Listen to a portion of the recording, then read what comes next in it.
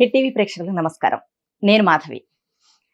జనవరి 15, 2026 పంచగ్రహ కూటమి ఇప్పుడు ఎక్కువగా వినిపిస్తున్న మాట. అయితే ఈ పంచగ్రహ కూటమి వల్ల ద్వాదశ రాశుల వారికి ఏ విధంగా ఉండబోతుంది, అలాగే వారికి కలిగే శుభ అశుభ ఫలితాలేంటి, వీటి గురించి చర్చించే ముందు మన స్టూడియోలో మనతో ఉన్నారు ప్రముఖ astro psychologist doctor S V Naganath garu. వారిని అడిగి మరిన్ని విషయాలు తెలుసుకుందాం. నమస్తే సార్. నమస్కారం మేడం. సార్, పంచగ్రహ కూటమి అంటే ప్రజలందరూ కూడా నూతన సంవత్సరంలోకి ఎంటర్ అయ్యాము అని చాలా ఆనందంగా ఎంతో ఉత్సాహంగా ఉన్నారు. ఇంతలోనే పంచగ్రహ కూటమి జనవరి 15 అంటున్నారు. అంటే ఎందుకు ఇంత స్ట్రెస్ చేయాల్సి వస్తుందంటే 2025లో కూడా మనం ఒకటి చూసాం, షష్టగ్రహ కూటమి అని. చాలా మంది జ్యోతిష్యులు చెప్పారు ఏమని, మనకి దీనివల్ల ఎన్నో వైపరీత్యాలు జరుగుతాయి, యుద్ధాలు జరుగుతాయి, ఆర్థిక సంక్షోభం ఏర్పడుతుంది. అలాగే వాళ్ళు చెప్పినట్టుగా అన్ని జరగకపోయినా కొన్ని 2025లో చాలా దారుణాలు, విధి వైపరీత్యాలు ఎన్నో చూసాం మనం. అయితే ఇటువంటి సిచ్యువేషన్లో మనం సంవత్సరం మొదట్లోనే ఉన్నాం. ఇది 2026లో వస్తున్నటువంటి ఈ పంచగ్రహ కూటమిని మనం అసలు ఏ విధంగా తీసుకోవచ్చు? అసలు పంచగ్రహ కూటమి అంటే ఏంటి సార్? ఖచ్చితంగా మాధవి గారు. హిట్ టీవీ ప్రేక్షకులందరూ కూడా నమస్కారం. మేడం, 2025లో షష్టగ్రహ కూటమి వచ్చింది. షష్టగ్రహ కూటమి వచ్చినప్పుడు చాలా మంది ప్రముఖ జ్యోతిష్యులు కూడా ఇది ఒక కొంత విధ్వంసానికి, కొంత ఆర్థిక సంక్షోభానికి, కొంత హింసాత్మకమైనటువంటి ఘటనలకి, కొన్ని మతపరమైనటువంటి సమస్యలకి కూడా ఇది దారి తీస్తుంది అనేది అంచనా వేశారు. అయితే 2025లో షష్టగ్రహ కూటమి ఒకటే కాకుండా 2025లో దీర్ఘకాలికంగా రాశి సంచారం చేసేటువంటి 4 గ్రహాలు సంచారం చేసినాయి. శని గ్రహము, గురుగ్రహము, రాహువు, కేతు, ఈ 4 ప్రధాన గ్రహాలు ఏవైతే దీర్ఘకాలంగా అంటే సుమారు సంవత్సర కాలం పాటు ఒక రాశిలో సంచరించేటువంటి గ్రహాల్లో ఈ 4 సుదీర్ఘకాలంగా ఉండేవి. ఈ 4 గ్రహాలు ఒకటేసారి అంటే ఒకటే టైం డ్యూరేషన్ లో అవి ట్రాన్సిట్ రాశి సంచారం చేసినాయి. ఇది కూడా చాలా ఇంపార్టెంట్ ఆస్పెక్ట్. షష్టగ్రహ కూటమి కూడా ఏర్పడింది. షష్టగ్రహ కూటమి వల్ల అప్పుడు అంచనాలు ఏవైతే ఉన్నాయో అవి నిజంగానే ప్రపంచంలో అనిశ్చితత ఉందా లేదా అన్నది ఇప్పుడు మనం ఆల్రెడీ సాక్ష్యాలు చూస్తున్నాము. ఆర్థిక పరమైనటువంటి విషయాలు కావచ్చు, ఈవెన్ ఒక దేశానికి ఒక దేశాల మధ్యలో 2025లో అయితే విపరీతమైనటువంటి యుద్ధాలు కూడా మనం చూసాం. అంటే ఎప్పుడు అంటే టెక్నాలజీ ఇంత పెరిగిన తర్వాత కూడా ఏ కారణం వల్ల మనం యుద్ధాలు చేసుకుంటున్నాం అన్న విషయంలో అవగాహన పెంచుకొని ఎంతో అంత కాంప్రమైజ్ అయ్యి అడ్జస్ట్మెంట్ తో కూడా మనం యుద్ధాలు ఆపుకోవచ్చు. అయినప్పటికీ కూడా ఆ ఛాందస భావాల వల్లనో, ఆధిపత్య ధోరణం, లేకపోతే ఆర్థిక పరమైనటువంటి కకృతి వలన యుద్ధాలు ఒకళ్ళ మీద ఒకళ్ళు చేసుకున్నారు, సుదీర్ఘకాలంగా చేసుకున్నారు. అయితే మీరు అన్నట్టు కొత్త సంవత్సరంలో ఈ పంచగ్రహ కూటమి యొక్క ప్రభావం ఏంటి? అదే పంచగ్రహ కూటమి అన్నప్పుడు మనం ఒకటి గ్రహించాలి. అంటే ఒక సగటు మనిషికి అర్థం కావాల్సింది ఏంటంటే, గ్రహము అంటే గ్రహించున్నది, గ్రహము అంటే గ్రహించేది. అవునా? ఈ గ్రహించడం అంటే ఏంటి? అందులో ఒక గ్రహం గ్రహించడం అనుకున్నప్పుడు అది వాళ్ళ వ్యక్తిగత జాతకం కావచ్చు, గోచార ఫలం కావచ్చు. గోచార ఫలం మనం మాట్లాడుతున్నాం, పంచగ్రహ కూటమి గోచార ఫలానికి వస్తుంది. గ్రహము గ్రహించున్నది అన్నప్పుడు పంచగ్రహాలు 5 గ్రహాల కలయికని పంచగ్రహ కూటమి అంటున్నాం. 5 గ్రహాల కలయిక.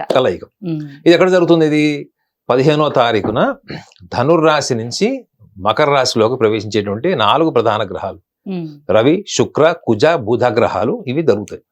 అక్కడి నుంచి ధనుర్రాశి నుంచి మకర రాశిలోకి. అయితే ఈ 19వ తారీఖు అంటే 18వ తారీఖు నైట్ నుంచి చూసుకుంటే 19వ తారీఖు నుంచి 20వ తారీఖు వరకు ఈ చంద్రుడి యొక్క స్థానం కూడా ధనుర్రాశి నుంచి మకర రాశిలోకి వెళ్తాడు. పంచగ్రహ కూటమి 5 గ్రహాలు అక్కడ దిగుతాయి. ఈ 5 గ్రహాల యొక్క ప్రభావము మనం మాట్లాడుకునే ముందు ఏ రాశిలోకి వెళ్ళాయి? మకర రాశిలోకి వెళ్ళాయి. మకర రాశిలోకి వెళ్ళాయి అంటే రవి కూడా మీకు 15వ తారీఖే రాశి సంచారం చేస్తున్నాడు. అంటే మనకి ఈసారి సంక్రాంతి అంటే మనం సంక్రాంతిని ఎప్పుడు కూడా 14వ తారీఖు ఆచరిస్తాం, కానీ 15వ తారీఖు అంటే మన గ్రహ సంచారానికి రవి సంచారాన్ని బట్టే మనము సంక్రాంతి జరుపుకుంటాం. సో ఈ 5 గ్రహాల యొక్క భూమిక ముఖ్యంగా ఏ రాశిలో ఉన్నాయంటే, ఒక భూమికి సంకేతం, మకర రాశికి సంకేతం. ప్రతి రాశికి ఒక్కొక్కటి ఉంటుంది. ఇప్పుడు కర్కాటక రాశి అంటే జలం, మీనరాశి అంటే జలం, అదే మీకు కన్యా రాశి అంటే భూమి, అలానే మకర రాశి కూడా భూమికి సంకేతం. ఈ భూమికి సంకేతం అనేటువంటి రాశిలో 5 గ్రహాల యొక్క కలయిక. ఇది స్వభావాలు కూడా ఉంటాయి. మళ్ళీ మీకు రవి గ్రహానికి ఒక స్వభావం ఉంది, బుధుడికి ఒకటి ఉంది, శుక్ర గ్రహానికి ఉంది, చంద్రుడికి ఉంది, అదే కుజుడికి ఉంది. కుజుడు. సో కుజుడికి చాలా ఉత్తమమైన స్థానము, చాలా ఉచ్చ స్థానం అని కూడా కొంతమంది చెప్తున్నారు. కానీ గోచారంలో ఉచ్చ నీచ స్థానాలు ఉండవు. మీ వ్యక్తిగత జాతకంలో అనుకోండి అవును. మీకు ఉచ్చ నీచ స్థానాలు ఉంటాయి, ఓకే. కానీ గోచారం ఉండవు. సో మరి ఈ పంచగ్రహ కూటమి ఇయర్ స్టార్టింగ్ లోనే వచ్చింది. దీని ఏమన్నా విపరీత పరిణామాలు ఉన్నాయా అవును. అంటే కొంతవరకు ఇది పొలిటికల్ లైఫ్ ని చాలా తీవ్రమైనటువంటి ప్రభావితం చూపిస్తుంది మేడం. మీరు 2026లో కృత్తికా నక్షత్రంలో మొదలైంది మేడం. 2026 కృత్తిక అర్ధరాత్రి 12 గంటల 1 నిమిషానికి కృత్తికా నక్షత్రం ఉంది. కృత్తికా నక్షత్రానికి అధిపతి రవి. ఓకే. రవి ఎవరు? జ్యోతిష్ శాస్త్ర ప్రకారం రాజు. సో ఆధిపత్యపు యుద్ధము 2026 మీరు రాసుకోండి. ఈ ఆధిపత్యం యుద్ధం ఎవరండి? మీరు, నేను, ఒక కొన్ని సంఘాలు, కొంత మతపరమైనటువంటి వీళ్ళు కొట్టుకుంటే అది ఆధిపత్యం ఎట్లా అవుతుంది? అది తాత్కాలికమైనటువంటి అభిప్రాయ భేదాలు కొట్లాడుకోవచ్చు, కానీ ఇది పూర్తిగా ఆధిపత్యం. ప్రతి దేశానికి ఒక ప్రధానమంత్రి అంటే అతను రాజే, శాసించేవాడు. రాష్ట్రానికి ముఖ్యమంత్రి రాజే, అవునా కదండి? అలా ఈ సంవత్సరం అంతా కూడా 2026 అంతా కూడా ఆధిపత్యపు యుద్ధమే. అది డబ్బు కోసం కావచ్చు, భూమిలో నుంచి వచ్చేది ఏదైనా కావచ్చు మేడం. ధనం అంటే ఇంధనం కావచ్చు, బంగారపు నిధులు కావచ్చు, గనులు కావచ్చు, ఎనీ రీసోర్సెస్ అంటే ప్రకృతి పరంగా వచ్చేటువంటిది, భూమి నుంచి తీసుకునేటువంటిది, దాన్ని మళ్ళా మనం ఖనిజ రూపంలోకి మార్చుకోదగింది ఏదైనా కానీ అదంతా కూడా ఈసారి లూటు మారంటే ఏంటి? కొట్టుకొని హింసాత్మకంగానైనా, వాదించైనా, యుద్ధం చేసైనా, చంపి అయినా సాధించుకునేటువంటి సంవత్సరము అని జ్యోతిశాస్త్రం చెప్తుంది. ఎందుకంటే రాజు నిర్దాక్షిణ్యంగా, మెర్సిలెస్ అంటే నిర్దాక్షిణ్యంగా ఇలాంటి ఇన్సిడెంట్స్ మనం 2026లో చూస్తాం. అయితే ఇందులో ఈ పంచగ్రహ కూటంలో ముఖ్యంగా అగ్నికి సంబంధించినటువంటి 2 గ్రహాలని, అగ్ని సంకేతం ఉంది. ఒకటి రవి గ్రహము, రెండోది కుజుడు. సో ఎంత చిన్న దేశమైనా ప్రతిఘటిస్తుంది మేడం, ఇది గమనించాలి మీరు. ఇప్పుడు చిన్న దేశాలు కదా, ఆధిపత్యం ఉన్న రాజ్యాలన్నీ కూడా మేము చిన్న దేశాలు అంటే వాళ్ళని కూడా ఫైట్ చేస్తాం మేడం. ఈసారి ఎవరు కూడా వాళ్ళ ఇండివిజువాలిటీని, వాళ్ళ యొక్క అంటే వాళ్ళ అస్తిత్వాన్ని చంపుకొని అణుచుకొని బతికేటువంటి సంవత్సరం అయితే కాదు. ప్రతి వాడు తిరగబడతాడు, ప్రతి దేశం కూడా తిరగబడుతుంది. ఇలా జరుగుతుంటే మిత్ర దేశాలు కావచ్చు, ఇవి ఏవైనా కూడా కావచ్చు, ఒకటవుతాయి మేడం. అర్థమైందా? సో పంచగ్రహ కూటమిలో ఇది రాజకీయం. This is the year of politicians, this is the year of political policies, this is the year of political empowerment. So ఒక రాజకీయ నాయకుడు తలుచుకుంటేనే ప్రపంచంలో శాంతి లేదా అశాంతి. కానీ రాజకీయ నాయకులు ఎప్పుడు కూడా శాంతి కోరుకోరు. వీళ్ళ రాజకీయ హోదా కోసం ప్రపంచాలని, దేశాలని, రాష్ట్రాలని ఎప్పుడు కూడా క్షీరసాగర మదనం చేయిస్తారు. సో ఈ సంవత్సరము పంచగ్రహ కూటమి మనకు ఆరంభంలోనే వచ్చింది అనగానే మనము జాగ్రత్త పడాల్సింది ఏంటంటే తొందరపాటు నిర్ణయాలు తీసుకొని వెళ్ళిపోకూడదు. ఎందుకంటే మీకు చెప్పాను, అగ్ని 2 అగ్ని సంకేతమైనటువంటి రాశులు భూ స్వభావం ఉన్నటువంటి మకర రాశిలో ఉన్నాయి, శని ఆధిపత్యం. సో భూమి అంటే ఏంటి మేడం? మీరు ఉన్న చోట స్థిరంగా ఉండగలిగేది. భూమికి ఏముంటుంది? సహనం ఎక్కువ. భూమికి ఇంకోటి ఏదంటే సహనంతో పాటు భూమి స్వభావం ఉన్నటువంటి రాశి మకర రాశి అయితే దాంట్లో శని అధిపతి. సో రాజకీయ హోదా, వ్యక్తిగత హోదా, మీరు చేసేటువంటి కర్మస్థానం, కర్మభావం అంటారు, ఎందుకంటే దశమభావం అవుతుంది అది. సో ఈ మకర రాశి దశమభావం అవుతుంది, దీన్ని కర్మభావం అంటారు. మీకు సమాజంలో మీ ఉనికి, మీ పేరు ప్రఖ్యాతలు, మీ యొక్క ఉన్నతమైన స్థానము, హోదా, ఇవన్నిటి కూడా దశమభావం అధిపతి మేడం.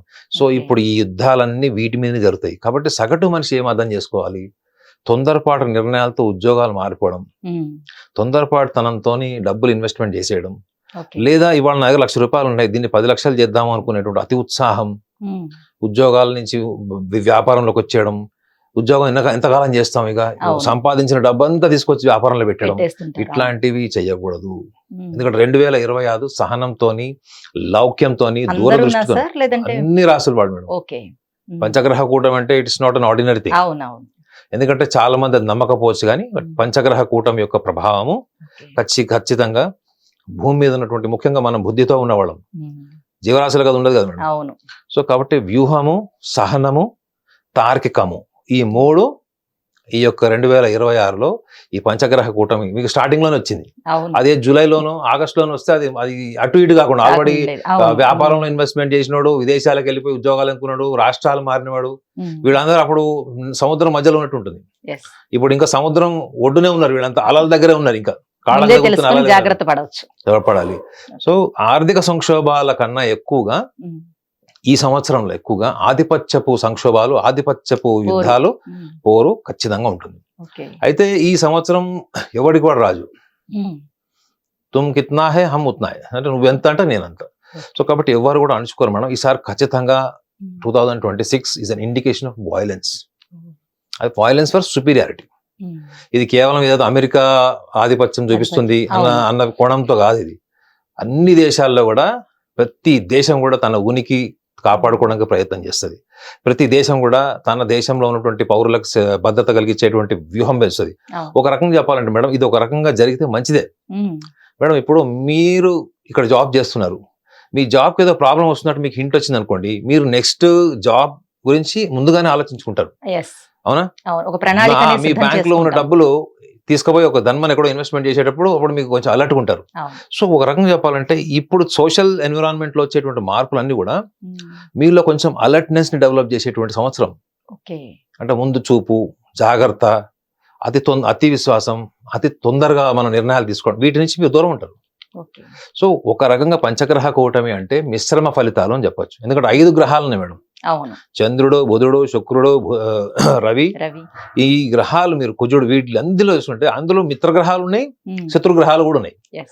వారి వారి రాశి భావాన్ని బట్టి అది ఎటువంటి ప్రభావాన్ని ఇస్తుంది, వాళ్ళు ఏ విషయాలు జాగ్రత్తలు పడాలన్నది వ్యక్తిగత జాతకంలో గోచార ఫలంలో విశ్లేషించవచ్చు మనం. ఓకే. బట్ ఓవరాల్ గా ప్రపంచం వ్యాప్తంగా ఏం జరుగుతుంది 2026లో అంటే ఉమ్. ఈ యొక్క ఆధిపత్యపు పోరు అన్నది హింసాత్మకంగా జరిగేటువంటి అవకాశం బలంగా ఉంటుంది.